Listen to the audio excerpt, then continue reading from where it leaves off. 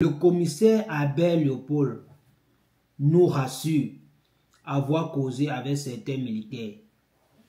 Et les militaires lui ont dit qu'ils sont du côté du peuple.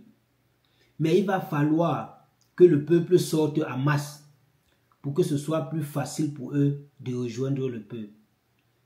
Les gars, ne cédons pas à l'intimidation. Surtout pas à l'intimidation de ce caméléon.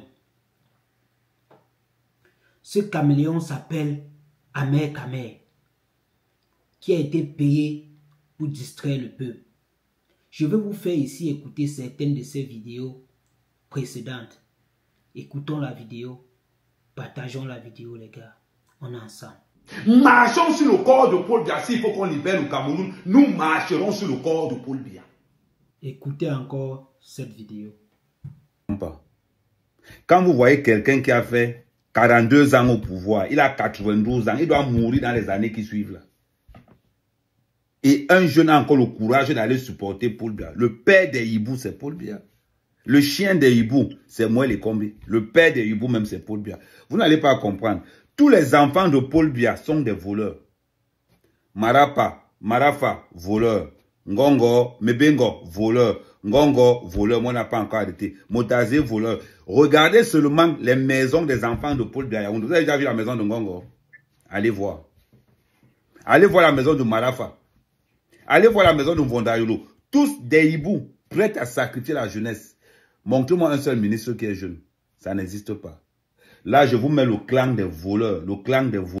Est-ce que il faut sacrifier de vie pour sauver ou bien pour accéder au pouvoir? Monsieur Moda, rien ne se fait, tout au moins, il n'y a rien de grand qui s'obtient sans sacrifice. Le sacrifice, aujourd'hui, pour avoir la liberté, c'est se mettre, être déterminé, se mettre en rang de bataille contre ce régime. Ce n'est pas un jeu.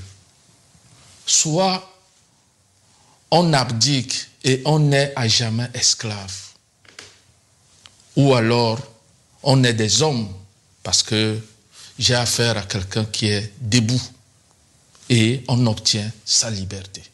Monsieur Moda, vous avez vu l'attitude de ces gens quand il fallait éliminer un candidat. Ce sont des gens qui n'ont ils n'attendent rien des Camerounais. Ils connaissent tout, ils ont le pouvoir, ils ont l'armée, ils ont la justice et ils décident quand ils veulent et comme ils veulent. Monsieur Moda, nous y sommes. C'est maintenant ou jamais. C'est maintenant qu'il faut mettre un terme au règne de ces voleurs, de ces pilleurs, des gens qui volent comme des souris. Monsieur Moda, Biya Bimvondo, Paul Biya, lorsque vous voyez l'homme, moi, en fait, c'est quelqu'un qui a toujours vécu dans le mensonge, dans l'imposture. Monsieur le commissaire, un instant. Est-ce qu'aujourd'hui, il s'agit de l'homme Biya ou alors du système Biya? Parce que l'homme Biya, on voit très bien qu'il n'est plus actif. Oui, c'est l'homme Biya qui a mis le système Biya en place. Mais lui, il est hors jeu déjà. Oui, mais on balaie l'homme et son système. C'est ça le problème. J'ai entendu dire qu'on était en train de voir dans quelle mesure on va sacrifier certains de ses collaborateurs pour dire qu'ils n'étaient pas au courant de tout ce qui se passe, qu'ils n'est même pas informés. Mais vous ne connaissez pas ce vieillard. Je l'ai dit à plusieurs reprises que ce type est un sorcier. Les sorciers de nos villages qui chassent les jeunes, qui détruisent tout, qui détruisent le pays. Ce type est dangereux avec son système. J'en profite pour faire appel aux hommes en tenue. En réalité, ils doivent se rendre compte, et surtout quand je vois les salaires de certains d'entre eux, 60 000 francs CFA. Vous les voyez, à peine les 60 000 dans les comptes que c'est terminé, ils sont obligés d'aller voir les boutiquiers du quartier pour prendre des crédits et autres. Mais c'est l'esclavage moderne. Et au lieu de pointer leurs armes à la population, ils devraient plutôt retourner ces armes là où il faut. Monsieur Kalibi Kalibo, il y a certains activistes, certains combattants qui, eux, sont en train de penser à une lutte plus ciblée.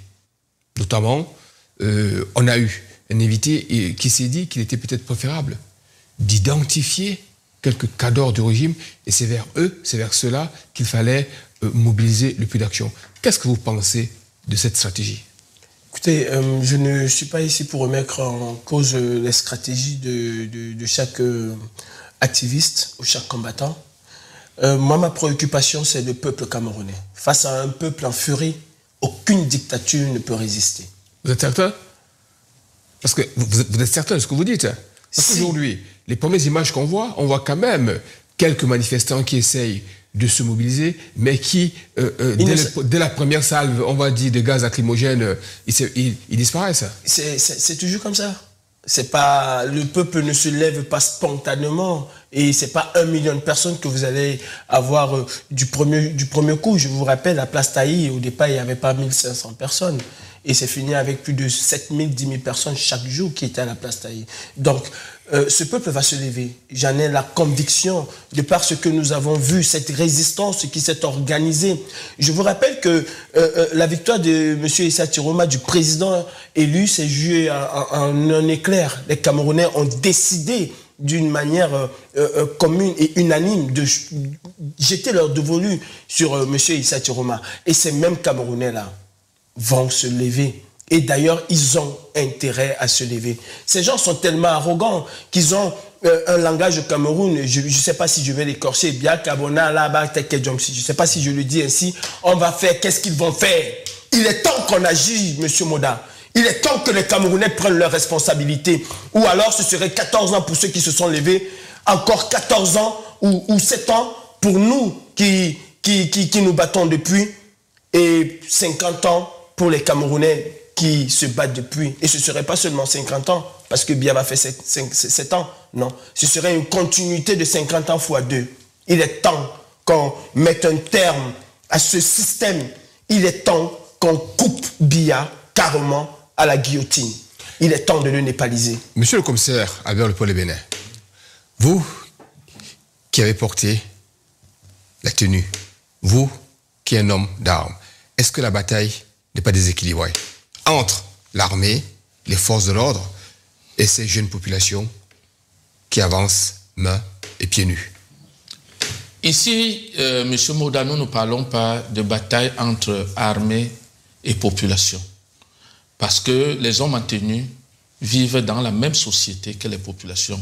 Ils ont des familles.